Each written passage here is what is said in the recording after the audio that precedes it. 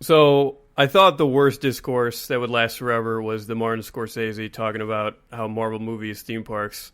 But I'm glad that Blizzard banned a guy and fined him a bajillion dollars for saying Hong Kong is a real place instead, because that took over. You know, you love to see corporations showing their asses, but it's really very rare that you see it this open and just without any other ulterior motive. Like, I saw, like, oh, Blizzard issued a public apology. I'm like, okay, fine. It's about time they did this. And the apology was like, "Dear Chinese government, we're so sorry someone would say that about you." You thought the apology was just, "We're sorry we made video games"? Yeah. I mean, it's worth it. I mean, it really is crazy to see them just be like, yeah, we just want the Chinese money.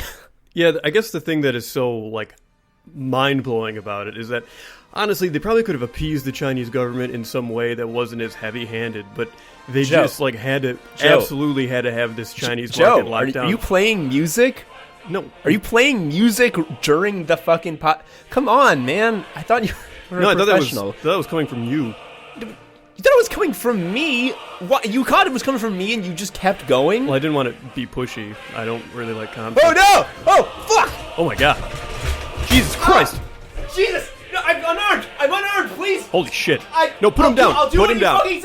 Put him down. Please, please, please. Put him down.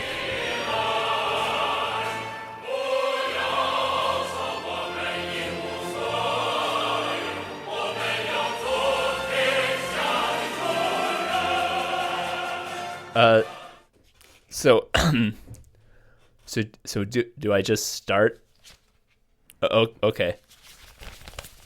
Did they give you another copy, or like just read off mine? All right. Hello, welcome to Weibo Sickos. Yes, it's a podcast for geniuses about the four pillars of modern comradeship. Social credit, gaming. President Xi is a virile and sexual man, and fealty. So today, I want to talk to you all about a very serious topic. Tiananmen Square. It's really nice.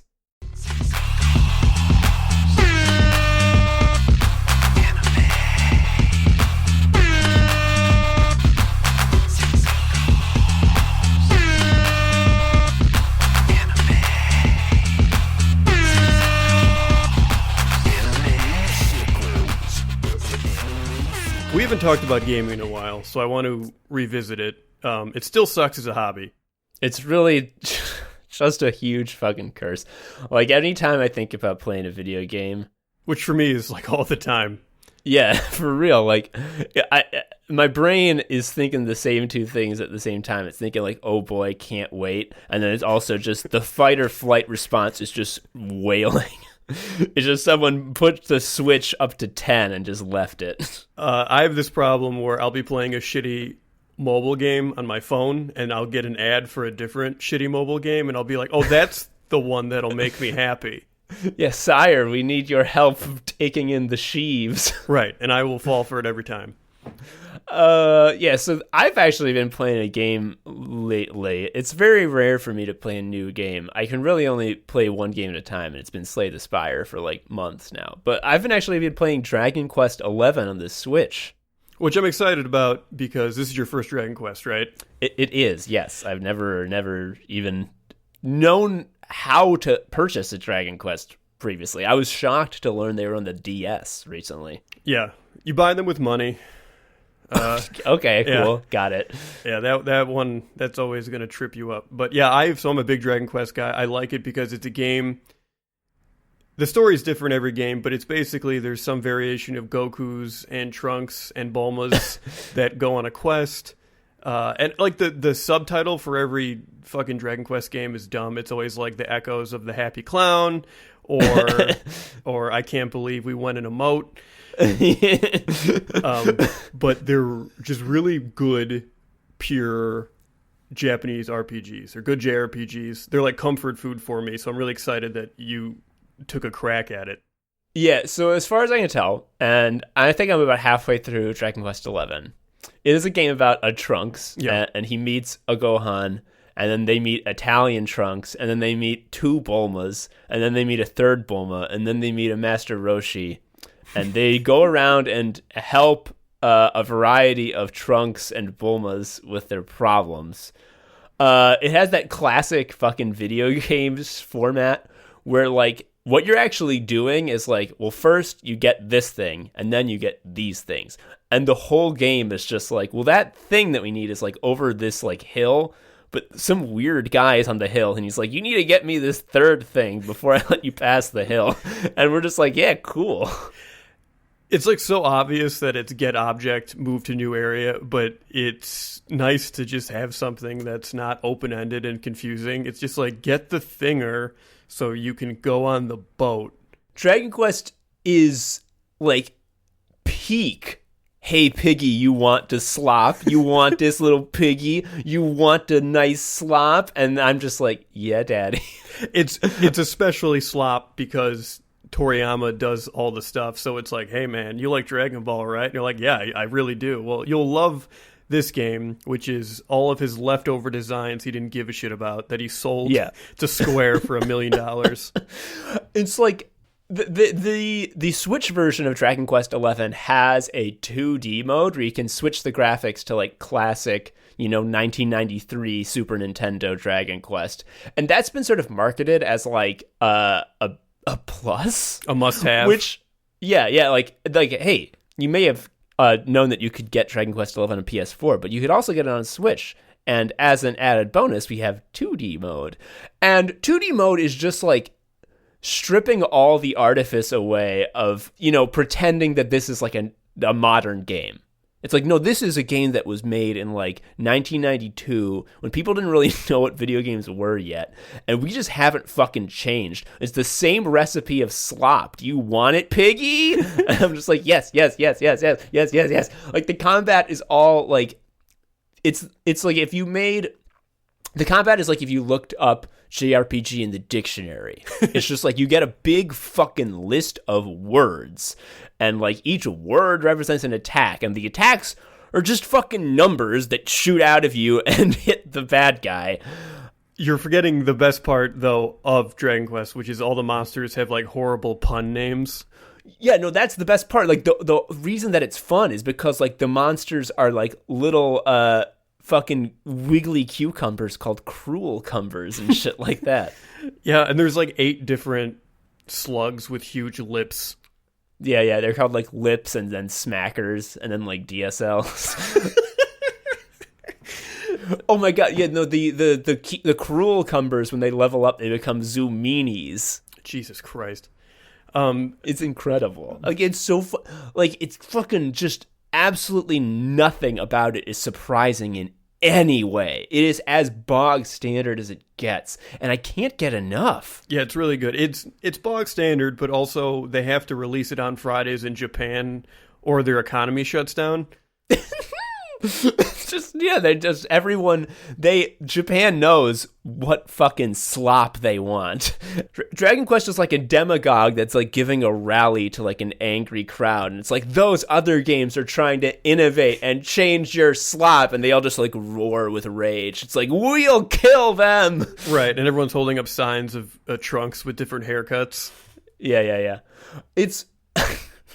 It's really fun because, like, we've talked about this before, how a lot of modern games are sort of designed to steal your whole life and are sort of, like, designed to trick your brain into playing it forever. They become a lifestyle. Like, Fortnite is a lifestyle game. Counter-Strike is a lifestyle game. Dragon Quest is a big game, but it will end. Yeah, it's like, it's a big barrel of slop, and, like, you have to do the dance for daddy, and he'll give you a spoonful of slop, and it's the same size spoonful every single time, and you have to do the same dance every single time, but you know that there's a bottom to the slop bucket, at which point daddy will unhook your collar and you can go home. It's a bummer that the Switch version has the 16-bit option because my favorite graphics era for Dragon Quest game was PlayStation 1 because that was when you had really fucking awful, disgusting 3D environments, but you still had like pixel sprites. Oh, whoa. Yeah, it was awesome. It's very much like an artifact of that era. And obvious reason why they wouldn't like want to recreate that because I don't think people have that nostalgia for it the same way they do for 16-bit. But man, it's a big mood. To show, as someone who's played a bunch of Dragon Quest games, I've only played the one. If they're all so similar, like what's to keep you coming back? Well, one of them, they had a job system. Oh, Jesus Christ. So there's no job system in this one, right? No. Fuck no. Why would I do a job? I'm on a fucking quest. Yeah, I forget what it was, which one it was, but there was a DS one where you change jobs. Like you have warrior or like healer and then jester, and then there's like really weird ones because Japan can't make a JRPG with jobs without it being like the tickler. There's always like some really fucked up one. But that job system's dangerous because like you start like combining jobs and your brain's like, oh man, I need the passives or whatever from this fucking job and I need to mix it with warrior to do this, and then that like makes my like talent JRPG brain go nuts. So in like this one there's just like a skill tree or something. Yeah, and like it's all like it's a skill tree, but like it's a trap. Because, like, all the skills are just, like, do a good attack. And it's like, I'll take that one. But, like, they're all just an attack. So they're all the same. Like, there's really nothing to the game that requires your participation, honestly. Like, it could just be going automatically. And it does, for the most part. Like, you can set your party members to, in a battle, just act automatically. You don't have to pick from a menu, and I do that for everything but the bosses, and it's fucking fine. But I kind of don't mind because like it is just the most elemental. It's like instant anime that I've put like way too little water into, and it like it almost like hurts to drink because it's too concentrated. But I'm just like yes, yes. I don't want this with a twist. I want just this. Like, all the characters are so fucking stock and so trope, but they're, like, just alive enough that I love them. With the exception, of course, of the main character, who is a fucking dullard who never learned how to read or talk. There's no main Dragon Quest character who has, like, brain activity. They're all, like, walking vegetables. They don't say anything. And they just but what's so funny is that everyone is so in all the games, the hero inspires so many people, and people must join him and like help him out on his mission, even though this motherfucker never speaks a word and basically just stands there and wears a helmet. It's true. He doesn't even have different facial expressions. And like maybe the silent protagonist thing made sense when there was no voice acting and it was all text. But like in fucking Dragon Quest XI, when it's fully voice acted, like the only way that you can read these scenarios is like, oh, like they're like afraid of like setting the guy off. And so they're like handling him. They're like, hey, Luminary, that seemed like that was really important. Do you think we want to go and do that? And it's like, oh man. Yeah, oh jeez. They treat him like he's a drunk that's about to go off. Yeah, like they know he's strong and they don't want to get on his bad side by asking him to speak because they know he never learned it. That is such a JRPG thing. If you had like a Western RPG where the main character literally did not talk, everyone would be like, oh, the game's broken? Like you forgot the main part. But in a JRPG context, it's like, oh, I see they went with the only correct way to have a main character. Excellent. Yeah. There's like one character whose trope is that he's your buddy. Like he's the first person you meet, and like the crux of the story for him is supposed to be the friendship that you have with him. And you never say anything to him. You never say his name to him. You just sort of look and go like, and nod when he tells you to do things. It's incredible. I honestly love it. Yeah. They're good games. The thing that I always come back to and why I play them every time, and this is a really dumb reason, but there's a specific rush you get when you go to a new town and there's new shit for sale. Oh my god, yeah. And then you sell your old equipment, and you still don't have enough money for the new shit.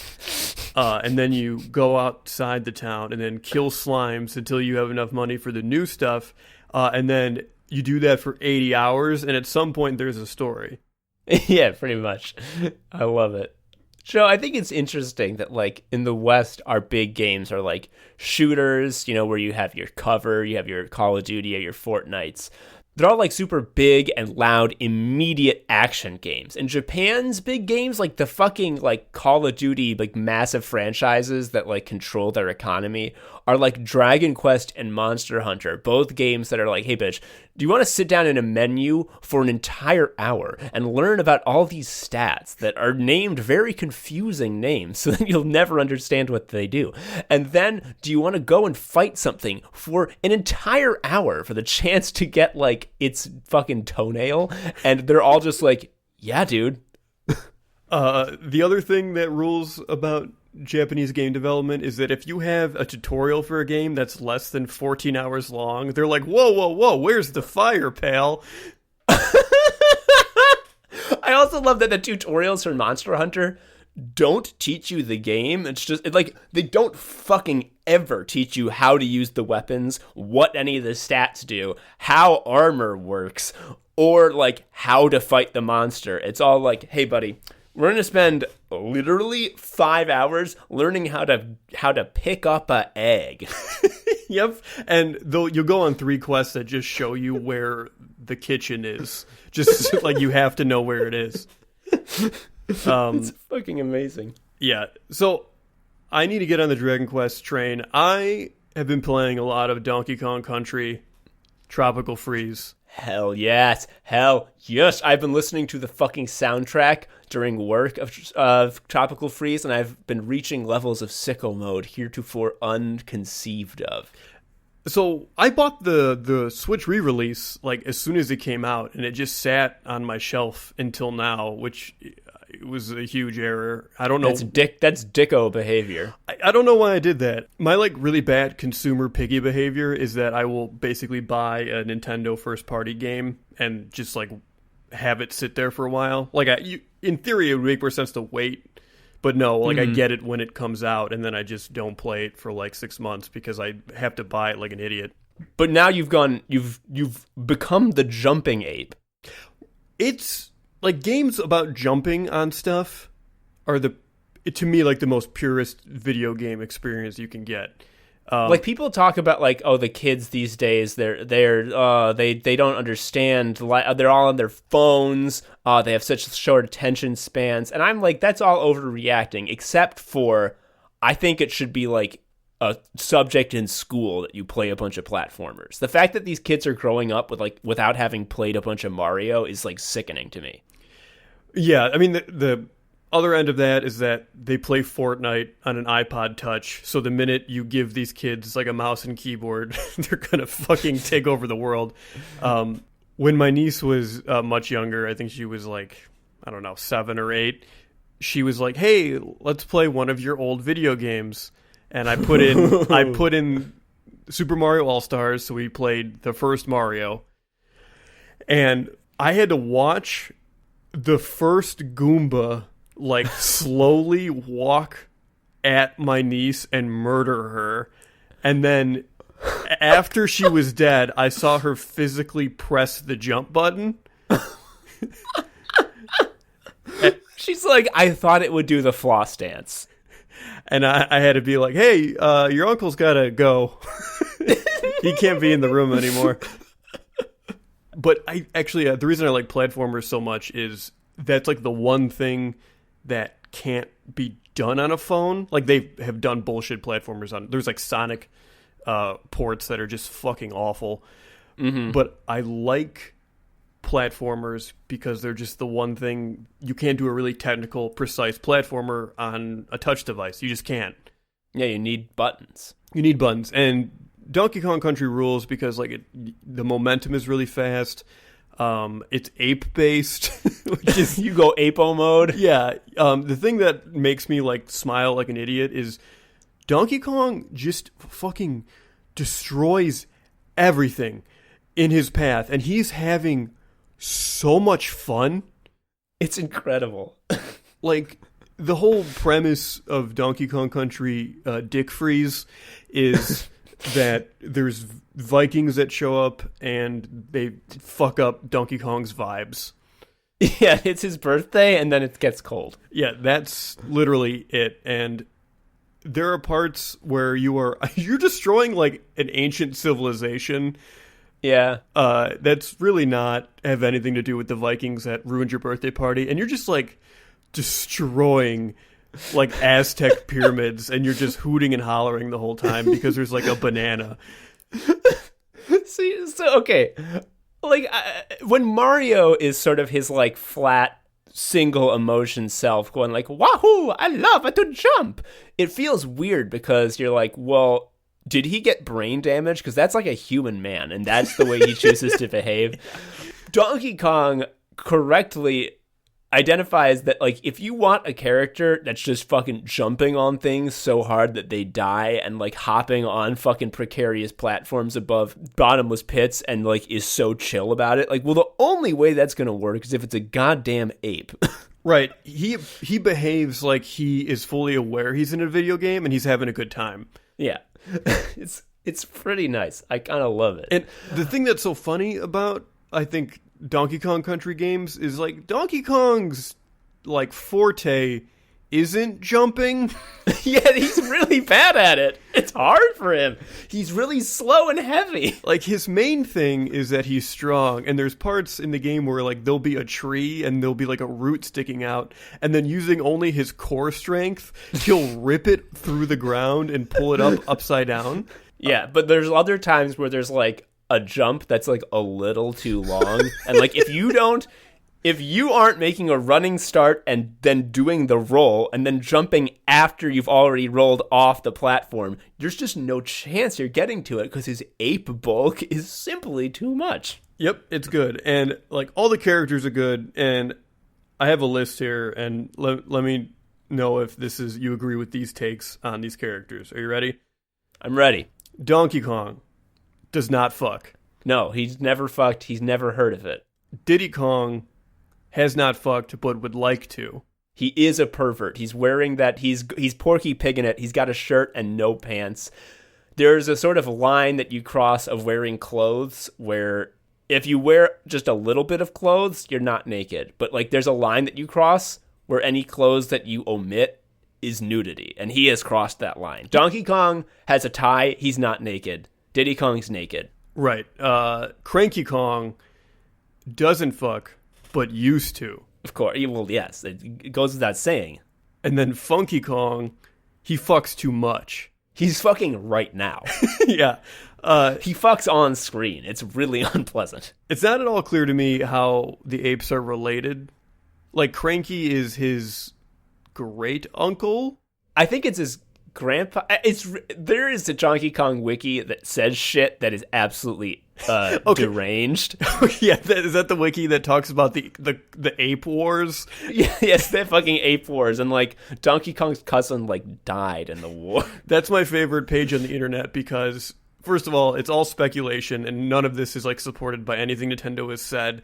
Like Rare made like a design doc that like they're like, what the fuck is this, and threw it in the trash, and like some wiki editor fished it out and was like, oh my god, I'm horny for it. The best is the comments on that wiki page are like, why is this up? This is all bullshit. And then there'll be like three guys being like, I think it's pretty good actually. They're both right. Yeah, they both are. I think we're got two sides of the same coin here. Like Dragon Quest is like the purest RPG experience you can get. Yeah, it's like it's pure menus uncut. and numbers. It's menus and numbers and tropes and trunks. And I would argue that Donkey Kong Country, even more than Mario, is the purest platformer there is. I want to hear your reasoning on that. I mean, I would say that Donkey Kong Tropical Freeze is better than any 2D Mario I've played recently, at least. It fucking whips. But like, why would you say it's purer than Mario? Because like in every Mario game, in the 2D Marios, like the gimmick is that you get different power-ups. And then with Donkey Kong, it's just different kinds of jumping. It's like now you're jumping on a minecart. Yeah, the gimmick is like, hey, get that banana. Now you're jumping on a log flume. Now you're jumping on a barrel that's on fire. I don't know, like the rail car levels, which I think are like the definitive Donkey Kong experience, is basically you're always moving right because you're on a runaway minecart. Mm-hmm. And the only thing you do is jump. You can't even like increase or decrease speed. Yeah. That to me is like the most pure thing. Because like with Mario, you can at least like control your speed a little bit and whatever. But no, this is like you're always going, and the only thing that matters is your timing. Jump. Jumping fucking rules. For as fun as it is in video games, I haven't jumped in ages. No, I would break both ankles if I tried, like instantly. Another fucking pretty pure game that my wife and I have actually been playing together. We swap the controller for every couple of minutes. Is we got the Spyro remastered trilogy on Switch, and Spyro 1 in particular is like absolutely my shit, because it is a game where literally the only things that you do is pick up gems, and like there are dragons that are like frozen in crystal that you have to touch, and they turn back into normal dragons, and they're like, thanks, Spyro. They're basically just huge gems. They're a gem that thanks you for picking it up. Well, yeah. Well, all of them do, because they make a little sound that sounds like bling, like you picked up a gem, and it's like, oh, that's better than fucking heroin. I gotta say, though, that the one thing about like playing these games that is kind of frustrating is that like sometimes I'll be watching my wife play the game and I'll see a gem on screen and she'll just like run by it and not pick it up, and buddy, it feels like she might as well have like put the controller down and like stabbed me in the heart. So they just plop you down in a level, and it's just like, well, here's a bunch of gems, get them. Not enough games are about getting gems. I feel like games have gotten away from their roots, which is about collecting a sparkly thing. It just fucking whips, because it's like, what am I doing in my normal everyday life? I'm going to a job. What is going to a job but getting money, which is the gems of our hell world, which really just is very telling about the misery that we live in, that like a number in a bank is gems to me. That's the issue, though, is that you just get a direct deposit. Like, if work paid you and then they lined up all of the dollars and then you got to run through them, and the act of you touching them sucked them into your body, then that would be way better. And like then I saw like a big picture of a dollar bill pop up next to my head with a huge number that just went up by one. Yeah. Fuck. God damn it. Direct deposit sucks. I'm going to make them start paying me in like a single big gem. And I'll be like, yeah, I'm going to have to sell the gem. And that's another step, but it's worth it for my mental health. They're going to actually just put your paycheck in quarters and beat you with it. Cog Talk. Cog Talk. So this isn't a direct cog talk, but it is cog adjacent. It's definitely the pillar that applies the most. So in order to get a cog job where you sit in an office and think about when you die, how many rewards programs will be tied to your corpse, you have to get a piece of paper from a university that says you read a poem. Yeah, you have to go for 4 years to a huge series of weird buildings where a bunch of like fascists yell at you all the time. Yeah. It's college, buddy. It's college. You gotta go to college. There's a lot to complain about college, but maybe the worst thing is actually a good thing. And that is you have 4 years of your life where it's like very easy to hang out with friends. And you have very clear goals in your life, like do the college. Yes, and you have these 4 years that are like that, and you waste them. It doesn't matter even if you have a good time; you still manage to waste them. You didn't hang out enough. You hung out wrong. You didn't chill hard enough or too hard, and then it gets taken away, and it's literally impossible to ever live like that again. And I think that's honestly like very cruel. Like I think it's crueler that they tease you with like this life in like a shared community where like you see your buds and like sort of feel free and loose. It's crueler to give me that and then be like, well, guess what, bitch? It's capitalism world. Suck a dick.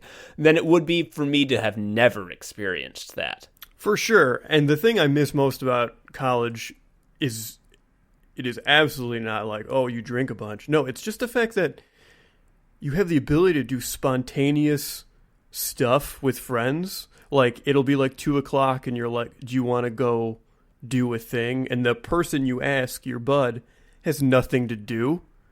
So they say yes. So you're just like, what you've like described to me is like, it's as though you just like told me about a new manga you read and you're explaining the power system. And I'm like, yeah, sure, buddy. Like, you and I are friends and we hang out, but it is still an act of scheduling. Like, the capitalism and the cog life is the main stamp on our schedule. And then hanging out together is this game we have to sort of play around that main obligation.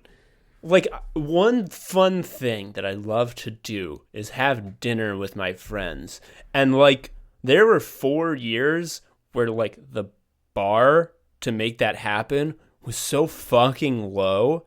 And then one day I got a piece of paper that said I graduated. And I was like, cool, I understand and expect this. What I didn't expect is for that bar to instantly be raised 1 billion miles. Now, if I want to have a friend over for dinner, it literally is at least a month in advance. I have to schedule that shit.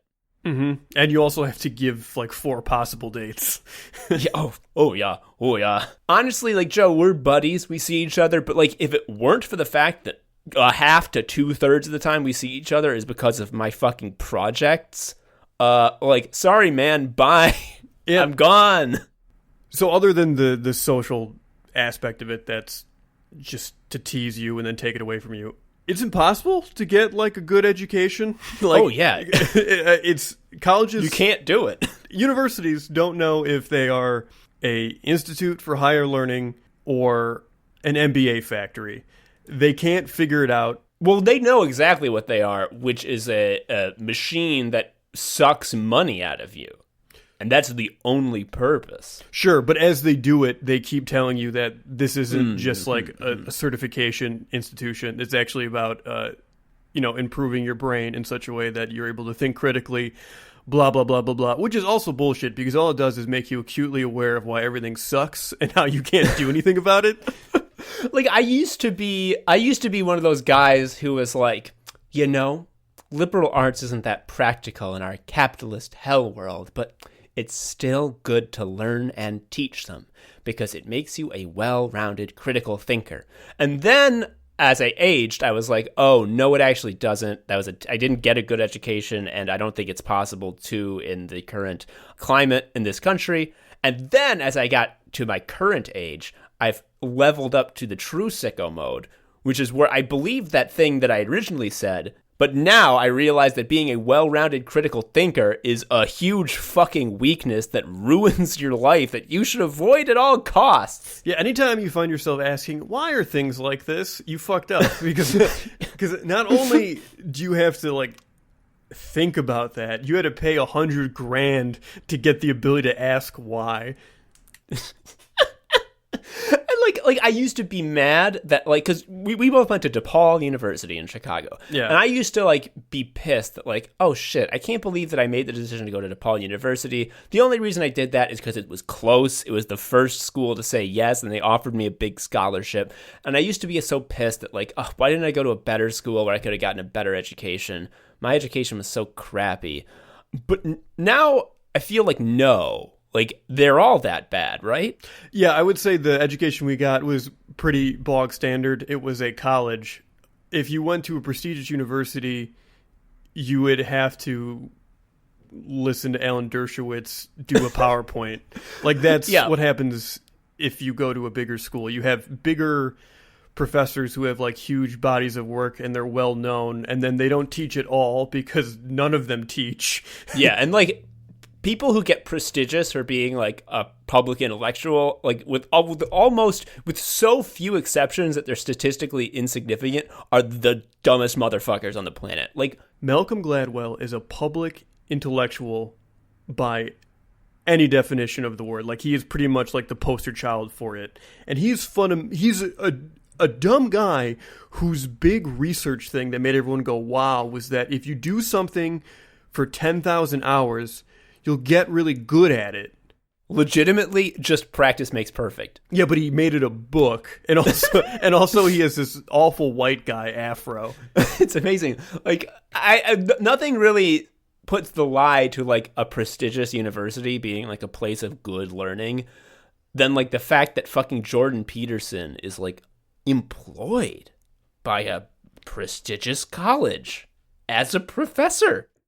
Yep. I also feel like if you have a professor who is like high profile, he's not going to be teaching because he's going to be too busy doing some bullshit. And even if you don't have like the Epstein professor, like if you're going to a big college, guess what? It's funded by Epstein money, almost certainly. Of course, we can sort of sit on our high horse because we went to a Catholic university, which does not have Epstein money and has none of the similar baggage. Yeah, not problematic at all. No. We are sitting free. I want to get into a little bit of more specifics about why exactly my fucking college education sucked ass. I hate to even speak this aloud, but I was an English major. And when people hear this, they ask me like, "Oh, have you read these books?" And I have to like be like, whoa, slow down, maestro. You think that my college that I was taking an English major in made me read books? Buddy, I was assigned like maybe 6 books to read in 4 years. I got printouts of excerpts like I was in kindergarten.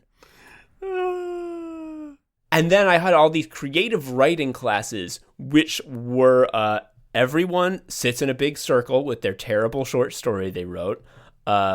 We have all read them. We all go around and give feedback, which generally is to the effect of like, well, this sucks. Or I liked it, which is just as useless.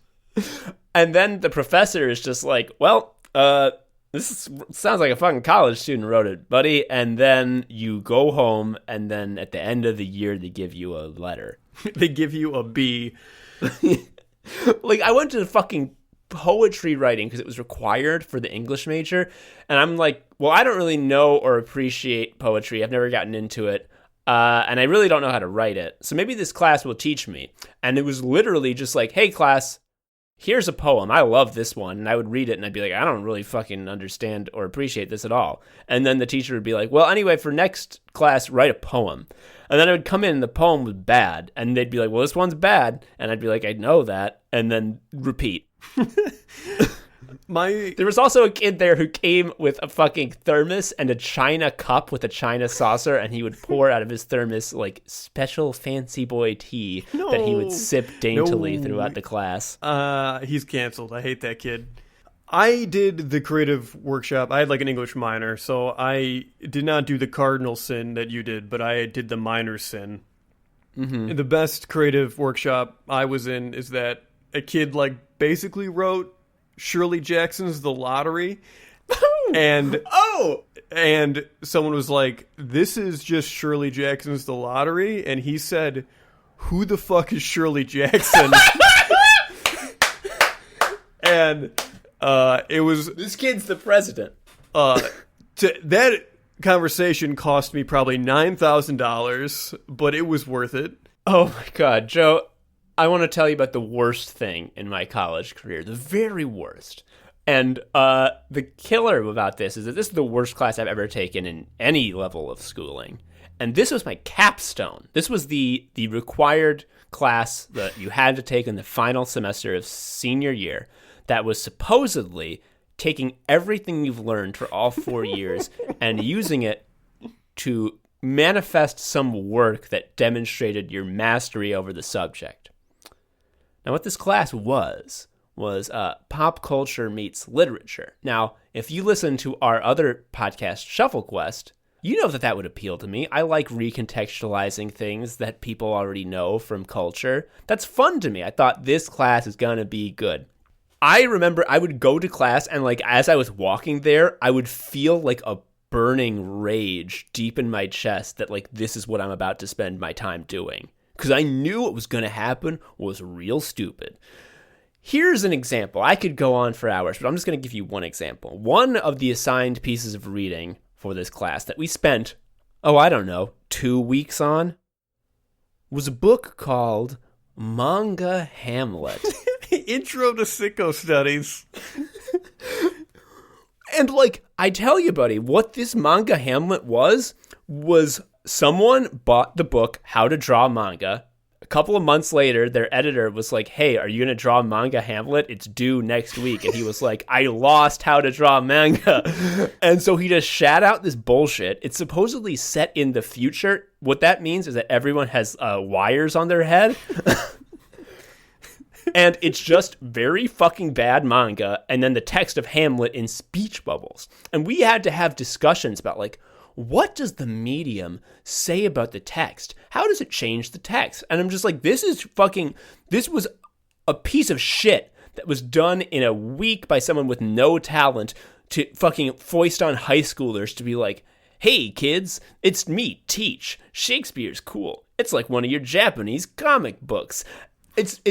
The fact that I, an adult at this point, had to fucking interface with this as though it was an academic text worthy of my time made me fucking furious. And I was so mad at DePaul until I realized that kind of education is not the fucking point of college. The point of college is, did you meet an old person who can hire you?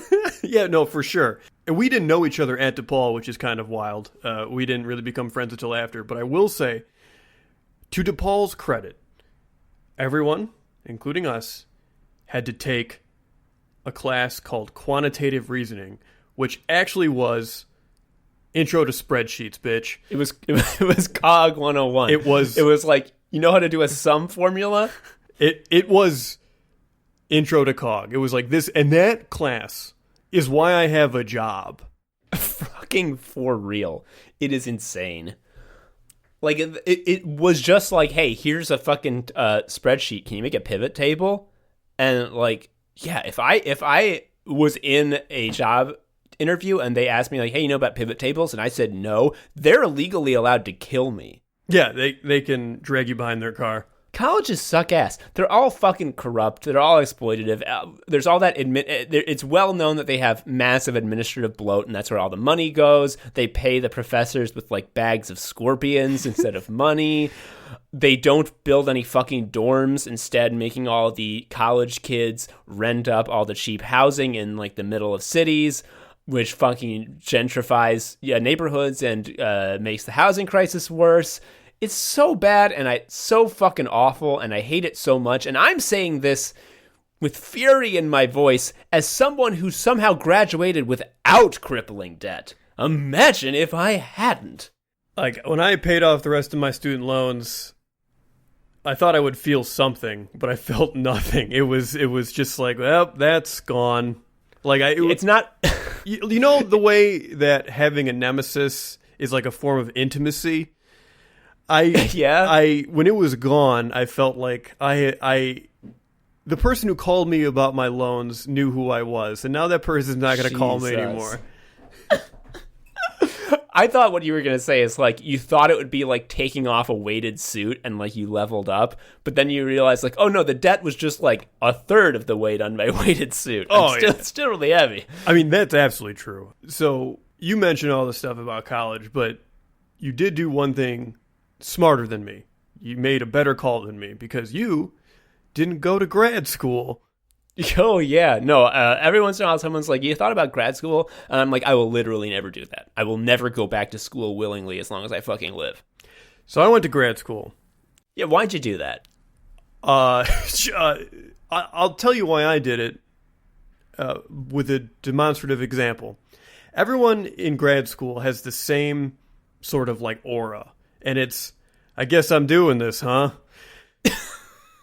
Like, no one in my grad program was, like, really excited to be here. Like, they were just like, this is a thing I think I should do, I guess. And, like, 2 years is not that long. And I also had the same thinking, and I did it. grad school is nice because you develop like really close friendships, but unlike college where it's like you get to hang out with like buds and you sort of have a very natural sort of friendship with the joy of spending time with that person, your grad school friendships are like, why are we doing this to ourselves? Like, we can stop, right? And it's like support group shit. Yeah, and will you be my sponsor? And everyone's like, I'm going to quit. I should just quit. And the other person is always like, you can't quit. And the reason they're saying that is not because they don't want them to quit, because then they don't have anyone to talk to. Yes, because then I'll be alone. Yeah, and that's what grad school is. So what did grad school get me? Did it get me any useful skills to my job? Fucking no. The work I do now has nothing to do with grad school. Yeah, your grad school diploma is like a ribbon you got at the fair that says most obedient hog. Yep. Yeah. No job interview I've ever been on was like, wow, a master's degree? Because it actually shows lack of judgment. Yes. It's like this motherfucker said master's degree. Yeah. Have you ever done anything with it? I taught so that's the only thing that a grad degree can really do is that it allows you to adjunct, which means you get to teach for effectively $2 an hour. Yeah, you don't even get a bag of scorpions. They just give you one scorpion. Yeah, and you gotta ration it, dude. You gotta make that last for a whole semester. Yeah, you gotta milk a little bit of the venom out, and that will warm you enough throughout the winter months that you don't have to turn on your gas. Teaching sucked because I was good at it, which sucks because the thing you're good at makes you no dollars. Like, if I was bad at it, and I wasn't making any money, I'd be like, well, that tracks. Yeah, it's like, it makes sense. But the fact that garbage in, garbage out. The fact I was actually like enjoying it and doing a pretty good job, and I'm not one to say like I do a good job on anything, so the fact that I'm saying that is, I think, telling. I really enjoyed the work I did. And mind you, I taught, but I also worked full-time on top of teaching, so it wasn't like I was also just, like, there was a lot of adjuncts that just have like their class load, like I have my 4 classes I teach or whatever. I was not like that, and I think that was actually kind of nice because that gave me some perspective, because I remember there would be colleagues that would spend just like hours and hours and hours like giving feedback on assignments that aren't going to be read, whereas I'm like, oh, actually, I have to grade, and I have to grade with specific objectives, and I have to use my time wisely, and I have to respect the student's time at the same time. And I have to do this because I have to go to another office, actually. And that was actually a pretty good deal. If I wasn't working full time, I think it would have been, I would have been homeless, starters. That's a big one. And it's a big motivator. And I think it would have colored the whole experience as like this really open-ended, pointless exercise. But this gave me clear directives because there's only so many hours in a day. So, Joe, you went sicko mode on college. We've been talking about how college is extremely bad, how no class is good, how all sort of academic standards in college are like more lax than my high school was. Like, I worked way harder in high school, and I wasn't any smarter. Like, I've been as smart as I am now since I was like 13, which is like, was cool for me until I got to be like 19, and now I'm a dumbass. The only piece of knowledge I've ever gained since grad school that has improved my life is I got better at parallel parking. Yeah, you're not even that good at that. No, I'm not. But Joe, how come you could make it good? Like, what was the secret sauce that you had? Was it just that like you were focused on it and other, professors weren't? Like, how can college be good? Because like, for me, from my experience, like the idea that college could ever be good, that like going to classes for 4 years could ever mean anything, is absurd to me. Like, there's no fucking way on earth that I can conceive of in a realistic way that you would go to a big room for 4 years and you would get a piece of paper that would say this person is really good at history, and then that does anything.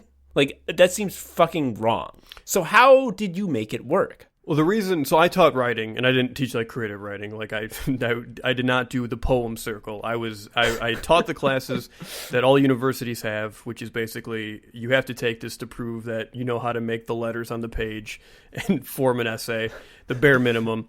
Mm-hmm. And the cool thing about teaching those classes is, one, You have students from very different backgrounds, both like in terms of their high school experiences and also just like different majors and stuff. So that's kind of cool, inherently interesting. Mm-hmm. But the main thing is the way writing in high school is taught is fucking awful. It's like we only communicate in 5-paragraph essays. That's actually the only way to talk. And then students would come and they'd be like, I have so much anxiety about writing. Like, I just don't know. And I'm like, have you considered just not doing a 5-paragraph essay? And they're like, holy fuck. Yeah, I didn't teach, but I worked at the writing center as a tutor, and it was incredible how many times people would hand me their essay and be like, I need feedback on this. And the essay is just, it might as well be blank. And I'm like, I don't really follow. What are you trying to say in this essay? And they're like, I'm trying to say X, Y, and Z. And I'd be like, X, Y, and Z. Can you repeat that? And they repeat it, and I write it down on a piece of paper. And then I hand the piece of paper back to them, and I'm like, put this sentence in the essay. And they're like, oh. Yeah, and the thing that is, I think, fun about teaching writing is that a lot of students will say they don't like it. What they're actually saying is that they've only had to do shitty assignments where they have to like shit out opinions they don't care about. So of course they don't like writing. Like if you had to be like, oh, why was Hamlet a guy? And like they're like, I don't fucking know. Like I don't have an opinion on that. How does Hamlet change when it's drawn in shitty manga? I'm like, well, it got bad is what changed. Right. So when you have assignments that actually are allowing students to like actually articulate something they maybe care about, it's amazing how all those people who suddenly were like, oh, I don't like writing, grammar scares me, blah, blah, blah, suddenly are invested in what they're writing. And this is the other thing that I hate about writing and perceptions about writing, that like grammar is like the most important thing ever. It's like, actually, if you have nothing interesting to say, it doesn't fucking matter if your commas are right. Like, it also matter. Like, getting grammar wrong is like one of the funniest things in the fucking world. Like, if I were to see someone post right now, like, sat down on my doo-doo ass, with 3 commas at the end, that's better writing than Ulysses. Sorry. Yep. Someone once wrote pubic library instead of public library, and I was like, I brought it up on the projector, and I made everyone look at it, and we all had a good time. When you said somebody once, I was so sure you were going to go into fucking All-Star. Sorry, no. No, I can't. No. It really is infuriating how I went to so many goddamn classes, and every single fucking one was just write some dumb essays, and then I did, and it's like, well, I didn't learn anything from that. I already knew how to write from figuring it out myself. Now what? And the real answer to that question is go and become a cog, because I committed the big error, and I did not meet an old guy who could hire me to do fake work like consulting, and I would work for like Deloitte making like $500,000 a year. Yeah, you should have done that. You got to look out for those old guys that are handing out jobs. Like, my dad knows some old guys who hand out jobs, and he has like taken pity on me and like set up time for me to meet with these old guys. And I'm like, all right, time to get a fake job. And every single time I've blown it so fucking spectacularly. Like, by the end, they look at me with like contempt, like I'm a shit man who's like covered in cockroaches, who came up to them and was like, do you want to give me a big kiss? Like halfway through, you're like, you want to hear me beatbox? Yeah, pretty much. It's just like, they're just like, hey, so, do you have a fucking portfolio full of ad copy? And I'm like, no.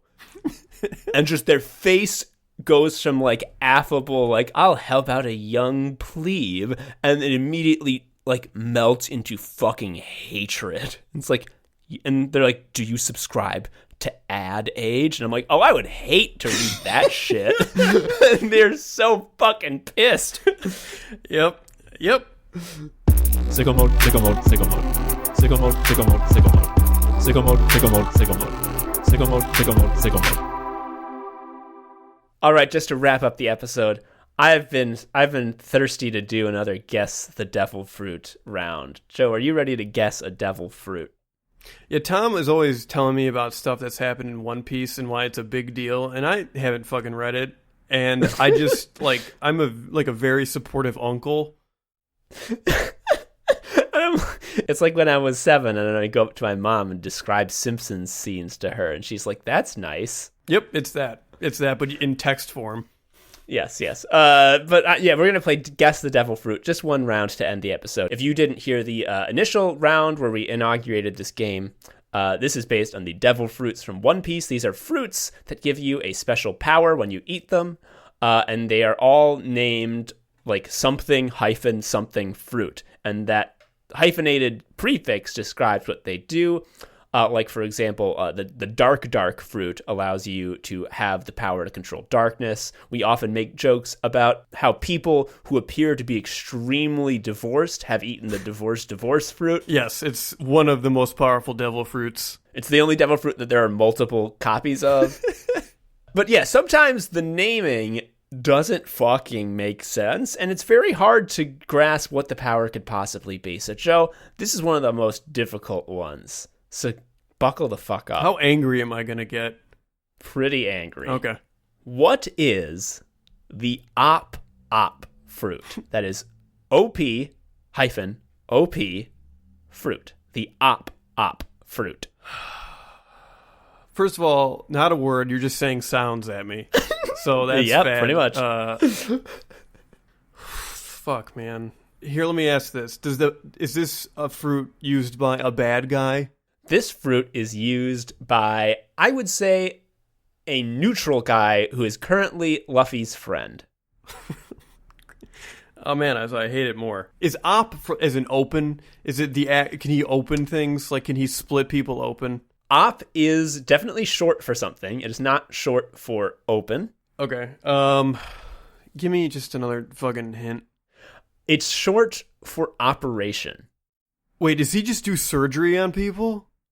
No, Joe, that would be it's just too simple. Hold on, this is a math-based fruit, isn't it? Does he do formulas? No, he does not do formulas. It's not math-based. It is nominally medical-based. The user is, in fact, a surgeon in his, pre-fruit eating life. Oh, fuck. I love how mad you're getting. This is what I wanted. I'm upset because, after the podcast is over, you're going to tell me more facts about it. Yeah. Okay. Joe, I'll tell you one thing that the op fruit is never used for. Healing people with surgery. Okay. What do you think it could do?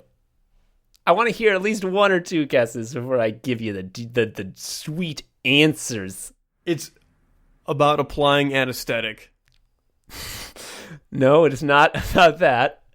Joe, go bigger. Go fucking wild. This is one of the most powerful fruits in the One Piece world. Can it turn back time and make your organs younger? No, it can't do that. Can it make your organs older? No, it doesn't have anything to do with time or age. It can't really change the health or composition of your organs. Why the fuck does a doctor have this then?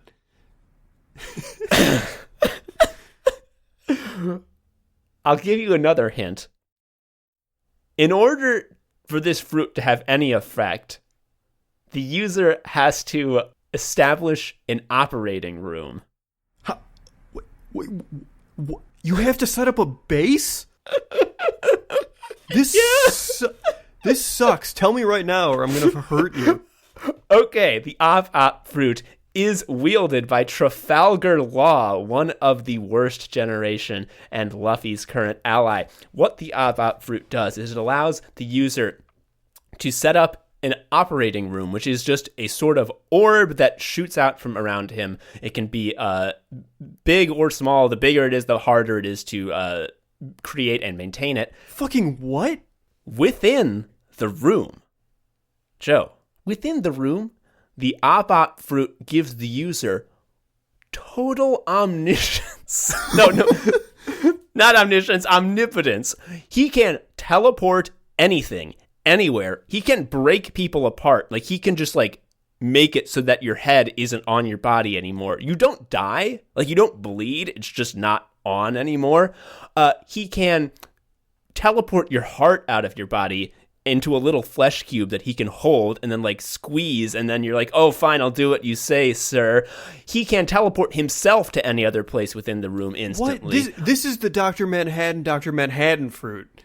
Yeah, it's the op fruit, man. Technically, you could do surgery with this. You could set up an operating room and then, like, use your omnipotence to fix an injury. That doesn't fucking happen. Instead, he just does that kind of shit. And also, Joe, you might be thinking, okay, so he can move physical things around in the room. Obviously, it doesn't just end there. Because another thing he can do is he can move around people's souls. I hate this. What happened to being stretchy? Like, okay, there's a stretchy guy. There is a guy who can turn into smoke, and then scene missing, and then there's a guy who's Hellraiser. Yeah, he's the op fruit, man. It's normal. This makes sense to me. The thing about the soul swapping is what that does is sometimes Trafalgar Law is just feeling sort of naughty, and he'll do a big body swap where everyone's in the wrong body, and it's very funny. And it's mostly just like Oda wanted to be like, what if Frankie was in Chopper's body? Wouldn't that be fun? This is pervert energy. It's confusing. I hate it. This sucks. I'm never going to read One Piece. No, One Piece is great, and Trafalgar Law is a great character. I haven't told you everything that Op Fruit can do. Okay. I'm like loading a gun right now. So, over hundreds of chapters, it was established that Trafalgar Law has history with Warlord of the Sea and usurper king of the Kingdom of Dressrosa, Don Quixote Doflamingo. Doflamingo he knows that Trafalgar Law has eaten the Op fruit, and he wants to capture and enslave him because one of the powers of the Op fruit is it allows the user to perform the immortality operation, by which you render another person immortal. But unfortunately, the user of the fruit must die. I guess they just op the fucking life energy from them into someone else. So if you eat a devil fruit and you become stretchy, you fucked up. Except that Luffy fucking is way stronger than fucking Law. Here's the thing about Law. You think that with this fruit he's going to win every fight. He's constantly eating shit because, like, creating an operating room is really hard and it makes him get tired and he goes huff huff. I don't respect this man. He wears a fuzzy hat with leopard spots on it. This is, I can't wait to hear more about this later. We will. I will tell you later. But for now, I think that's all for Anime Sickos. Thank you for listening this week, my friends. Have a good one. See ya. Thank you for listening to Anime Sickos. I've been Tom, a sicko. You can follow me on Twitter at TomHarrison19. Joe is also a sicko. You can follow him on Twitter at ShariaUncle. You can follow Anime Sickos on Twitter at Anime Sickos, or email us at animesickos@gmail.com. Please leave us a review or something. I don't know. Tell a friend. Anyway, until next time, bye.